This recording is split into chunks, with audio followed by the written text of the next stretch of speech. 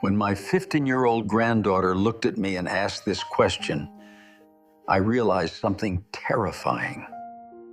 She was already feeling the same emptiness it took me 70 years to understand. She got into my car after school, dropped her backpack on the floor, and stared out the window. Not sad, not angry, just blank. After a few minutes of silence, she said, "Grandpa, does it ever feel like nothing you do actually matters?" I'm 87 years old. I've lived long enough to know that some questions don't sound dangerous, but they are. Because if you don't answer them honestly, they can quietly steal decades of your life. I didn't answer her right away, because I didn't have words, but because I had too many memories. I've asked myself that same question more times than I can count. In my 30s, when I felt invisible. In my 40s, when I was exhausted. In my 50s, when success stopped feeling satisfying. Does any of this matter? We live in a world obsessed with impact. Everyone wants to matter in a way that can be measured. How much money you made, how many people know your name, how big your influence is. We're taught that if we're not exceptional, we're insignificant. And that belief quietly breaks people. When I was younger, I thought mattering meant being remembered by crowds. No. So I chased visible things. I worked long hours. I missed dinners. I postponed rest. I told myself I was building something important. But here's what nearly 9 decades of living has taught me. The things that matter most rarely feel like they matter at the time. Let me tell you about a woman named Margaret. Margaret lived 3 houses down from us for over 40 years. She was a 3rd grade teacher, never married, no children of her own. She taught at the same elementary school her entire career. When she retired, there was a small gathering in the school gym. A plaque, some flowers, a few polite speeches. 2 years later, Margaret passed away quietly in her sleep. At her funeral, I expected a modest crowd. People stood in the aisles, outside the doors. One by one, people stood up to speak. A doctor said Margaret was the first person who ever made him feel intelligent. A woman said Margaret taught her to read when everyone else gave up. A man brought his daughter and said he became a teacher because of her. Life after life changed. Margaret never tried to matter. She just showed up for the children in front of her. And the ripples of her life are still moving long after she's gone. We think mattering means being seen. But life doesn't work that way. Life is built on small moments between people. Moments so ordinary, we dismiss them. A conversation that arrives at the right time. A kindness no one applauds. Staying when leaving would be easier. These things don't announce themselves. When I was 39, I hit one of the lowest points of my life. My business was struggling. Money was tight. I was drinking more than I should have. One evening, I sat in my car outside a bar, staring at the door. I was deciding whether to go in, go home. A man named Tom knocked on my window. We barely knew each other. He said, "I'm grabbing coffee. Want to join?" No lecture, no concern, just coffee. We sat in a diner for 2 hours.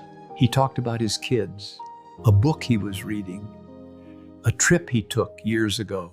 Something in me settled. I went home instead of into that bar to Tom probably forgot that night. That's the cruel and beautiful thing about mattering. You'll never receive confirmation that something you did changed someone's life. Most of the time, you'll never know. And that's why people give up too soon. They think, if I mattered, I'd feel it. But mattering isn't loud, it's quiet. My wife, Eleanor, understood this better than anyone I've known. Eleanor wrote letters, real letters, with stamps. She wrote to friends, relatives, neighbors. After she passed, I found boxes of replies. People wrote about reading her letters during divorces, during illness, during loneliness. She wasn't trying to matter. She was just reaching out. And it mattered more than she ever knew. Here's what I wish someone had told me earlier. Your life does not need to be extraordinary to matter. The pressure to be exceptional crushes people. It makes them feel like ordinary goodness isn't enough. But almost everything holding this world together is done quietly. Parents caring for sick children at 3 a.m. Workers doing their jobs with integrity. Friends checking in when something feels off. Small acts, uncelebrated acts, essential acts. When my grandson was 7, he was terrified of water. One summer, I spent 15 minutes a day standing with him at the shallow end of the pool. I didn't push. I didn't lecture. I just stood there. By the end of summer, he was swimming. He doesn't remember those afternoons. I do. Because I know that patience mattered. The older I get, the clearer it becomes. Achievements fade. Status disappears. People forget your titles faster than you'd expect, but they don't forget how you made them feel. They don't forget that you showed up. They don't forget that you saw them when they felt invisible. Last week, I was at the grocery store. The young woman at the checkout looked exhausted. I asked her how she was doing, really asked. Her eyes filled with tears. She told me she was working double shifts because her mother was sick. We talked for 3 minutes. That conversation won't change the world. But in that moment, it mattered. So here's my answer to my granddaughter. Yes, what you do matters, just not in the way you've been taught to look for it.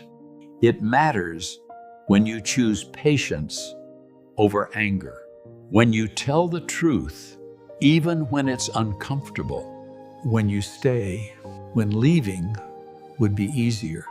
Your life doesn't need to be a spectacle. It needs to be honest, present, kind, and that's harder than it sounds. I don't have many years left. And when I think about what I want my life to have meant, I throw my phone doors. I don't think about success. I think about the people I loved well, the moments I paid attention, the times I helped without needing credit. Those are the things that last. So if you're feeling invisible, if you're wondering whether any of this matters, you're asking the wrong question. The real question is, how are you showing up today?